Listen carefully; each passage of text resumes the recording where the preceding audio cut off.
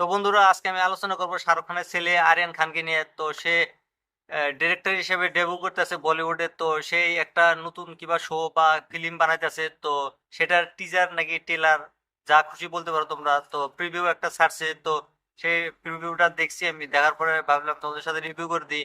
সে director হিসেবে একটা যেভাবে মানে টিজার বা টেলার লঞ্চ করছে, খুব ভালোভাবে বানাইছে। তো সেই টিজারের ভিতরে যে দেখানো হয়েছে, কিন্তু এই সিরিজটা বা এই মুভিটার যে প্রডিউসার, তার মা গৌরী খান।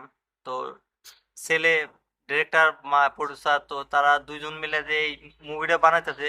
তো এই মুভিটার ভিতরে তোমার হলো মেন হিরো রোল করতেছে তোমার হলো ইসে লাক্স। তো লাক্সকে তোমরা কিল মুভিতে দেখছো প্রথম। তো তার কি ধরনের অ্যাক্টিং করে, সে কিন্তু খাতারনাক ধরনের হিরো হতে চলেছে ফিউচারের জন্য।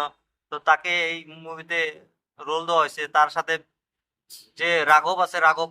তো রাঘবের ভিতরে তো জানোই তোমরা, কিল মুভির ভিতরে লাক্স আর রাঘব যেভাবে মানে জানে দুশ্মন শত্রু আসলো, তারা কিন্তু এই মুভিতে একে অপরকে মানে বন্ধুত্ব দেখানো হয়েছে, বন্ধুর রোলে দেখানো হয়েছে। তারা এই মুভিতে একসাথে আবার দেখা যাইতেছে। তা টিজারের ভিতরে মানে লাক্সকে যেভাবে মানে রিপ্রেজেন্ট করছে, তার অ্যাকশন সিন গেলা।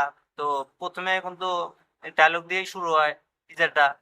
টিজারের ভিতরে তারপরে ইসেকে দেখানো হয়েছে ববি দল। আমার মনে হয় ববি দল এই মুভিটাতে ভিলেন হতে চলেছে।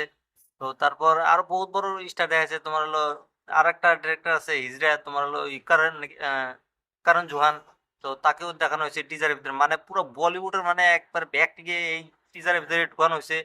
তারপর ইসেও দেখানো তোমার হলো আহ, আরে মেয়েদের ড্রেস পিনতে যে ঘুরে বেড়ায়, মালটার নাম যে কি, রণবীর সিং।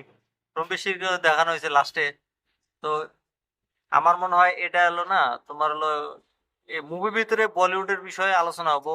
বলিউডের মুভি টুভি বানানো হবো, মানে একটা এরকম ধরনের যেরকম ওম শান্তি ওম মুভি আছে না, ওই ধরনের মুভি হবো আমার মনে হয়।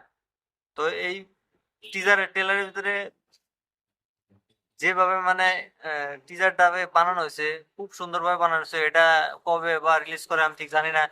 তো আমার এই টিজারটা খুব ভালো লাগছে। তোমরা যদি এই টিজারটা দেখো না, তোমরা এই টিজারটা দেখতে পারো।